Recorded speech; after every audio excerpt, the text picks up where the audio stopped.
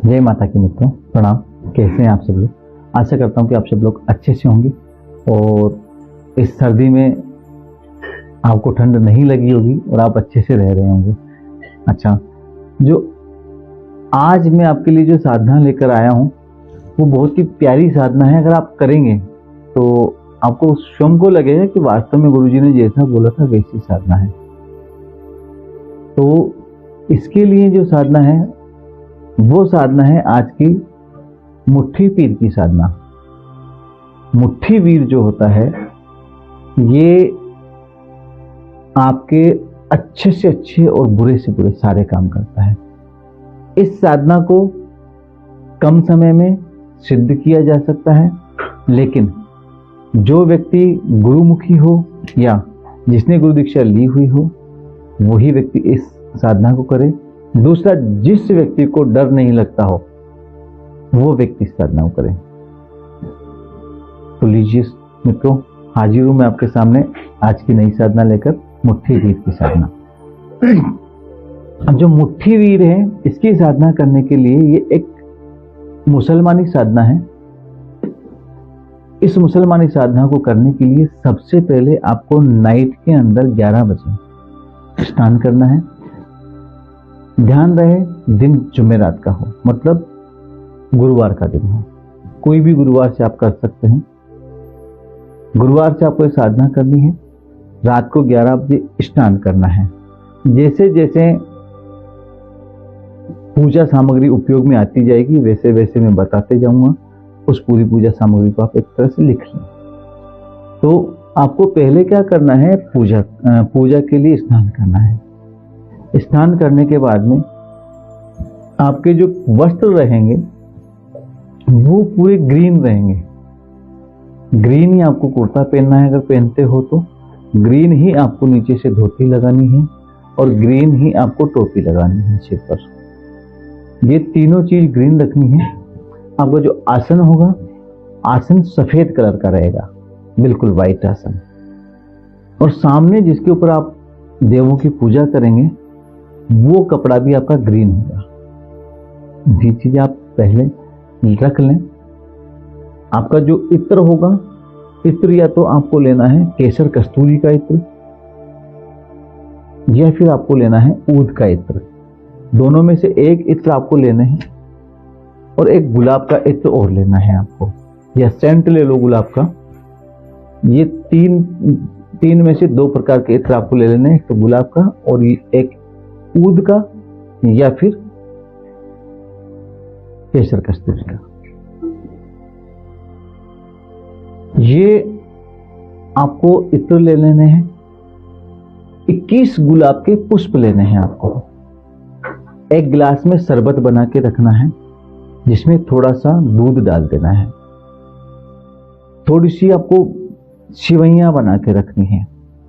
दूध के अंदर सिवैयां बना के रख लेनी है।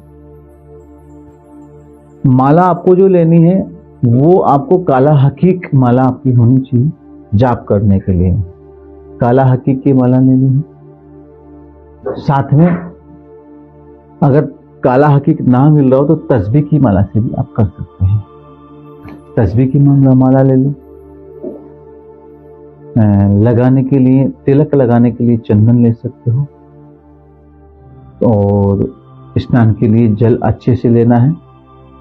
अगर साफ जल मिले तो साफ जल ही आपको नाइट में लेना है, या पहले से भर के रख लो वो ले लेना है।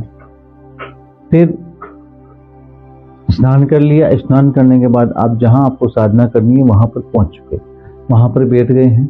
बैठने के बाद आसन व्हाइट कलर का लगा के बैठ गए हैं। बैठने के बाद में सामने आपने आसन लगा दिया जिसके ऊपर सभी देवों की पूजा करनी है। गुरु, गणेश और इष्ट, इन तीनों की पूजा आपको शाम के टाइम पे कर लेनी है। उस समय केवल उस शक्ति की ही पूजा होगी जो शक्ति का आप आह्वान कर रहे हैं, जो शक्ति को आप बुलाना चाह रहे हैं, जिस शक्ति की आप साधना कर रहे हैं। तो गुरु, इष्ट, गणेश की पूजा शाम को कर लेनी है। और पूजा करने के बाद में नाइट में 11 बजे आपको केवल बैठ के अपने गुरु, इष्ट, गणेश का आह्वान करना है। मानसिक आह्वान करके मानसिक पूजा कर लेनी है। इसके बाद मुट्ठी वीर को आपको बुलाना है, उसका आह्वान करना है और कुछ अक्षत चावल लेकर मुट्ठी वीर का चावलों पे आह्वान करके वहां पर रख देनी है जहाँ पे आपने आसन लगाया है। उसको स्नान करवाना है जल से स्नान करवाने के बाद में गुलाब के पुष्प उसको अच्छे से चढ़ाने हैं। चारों तरफ 21 गुलाब के पुष्प लिए हैं और पुष्प उसको सजा देने हैं। अच्छे से सजाने के बाद में एक काले हकीक का पत्थर लेना है और उस काले हकीक के पत्थर को उसके अंदर बीच में रख देना है। रखने के बाद जो इत्र होगा, ऊद का इत्र आपको पुष्प के ऊपर छिड़क देना है, प्लस वो जो काला हकीक का पत्थर है उसके ऊपर छिड़क देना है। उसके बाद आपको पूरे रूम के अंदर, जहां आपका पूरा रूम है इसके अंदर चारों तरफ आपको स्प्रे कर देना है गुलाब के सेंट का। और ये स्प्रे हर 10 मिनट में होता रहे। ये स्प्रे हर 10 मिनट में होता रहे, ऐसी आपको व्यवस्था आपके पास बनानी है।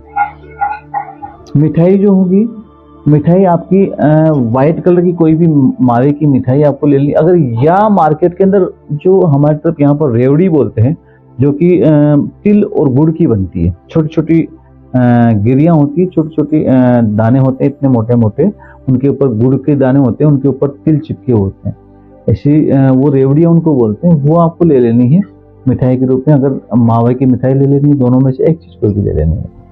अब मावे की मिठाई और रेवड़ी रख देनी है।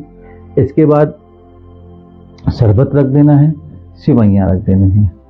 मुट्ठी पीर का आह्वान करते समय बोल देना है कि हे मुट्ठी पीर, हे मुट्ठी वीर, हम आपका आह्वान कर रहे हैं, आप पधारें और हमें प्रत्यक्ष दर्शन दें। ऐसा करने के बाद में एक माला गुरु मंत्र की करनी है। और जो मैं आपको मंत्र दूंगा, इस वीडियो के लास्ट में जो मंत्र दूंगा, जो मुट्ठी वीर का मंत्र होगा, उस मंत्र की 5 माला करनी है।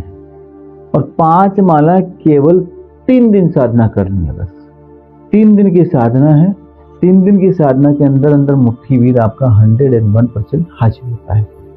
छाया पुरुष छाया के रूप में हाजिर होगा। ये बिल्कुल जैसे छाया होती है ना, जैसे छाया के रूप में हाजिर होगा, या फिर जो अगरबत्ती का धुआं होता है, धुआं के रूप में हाजिर होगा।